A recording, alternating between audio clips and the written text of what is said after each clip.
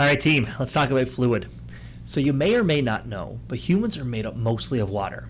If you're measuring by weight, males are about 60% water, with females being a little closer to 50%. And when we're younger, like babies, we're more like 80% water. Since so much of us is made of water, let's have a chat about where it is and why do we need so much of it. So we have fluid in 3 different places in our body. First, it can be found inside of cells, which in most cases is the cytoplasm, and that's called the intracellular space.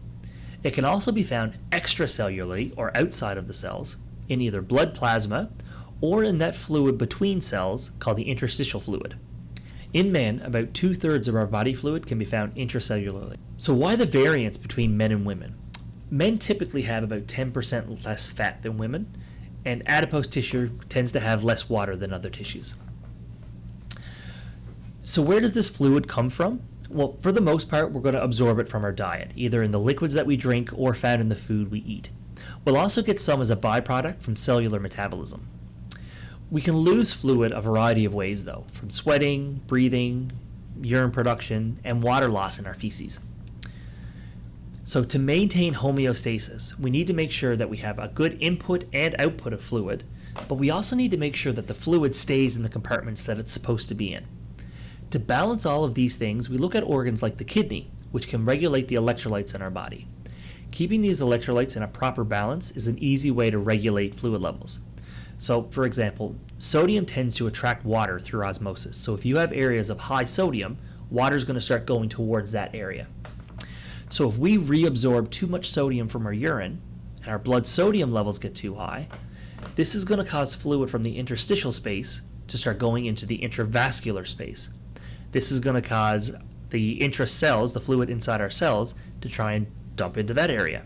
So what ends up happening is too much sodium can lead our cells to get dehydrated and possibly dying. But even if they don't die, they're certainly not functioning the way they're supposed to.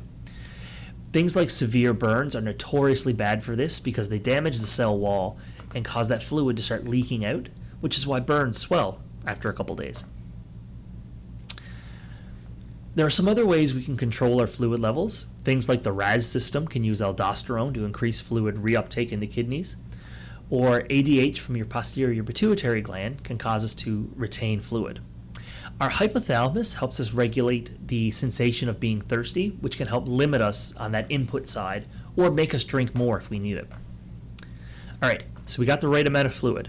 Now it just needs to be in the right space. We also have to make sure that the right electrolytes are where they need to be.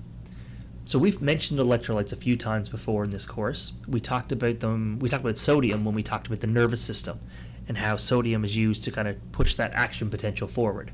Or calcium is really key in muscle contractions. Electrolytes or ions can be broken up into positive and negatively charged particles. So the big ones to know about are potassium, sodium, chloride, and bicarbonate. Our kidney also plays a big role in balancing these ions with the PCT, loop of Henle, and the DCT, making sure that these stay in very precise ranges. It's really, really dangerous if these electrolytes get out of balance at all, even just by a little bit.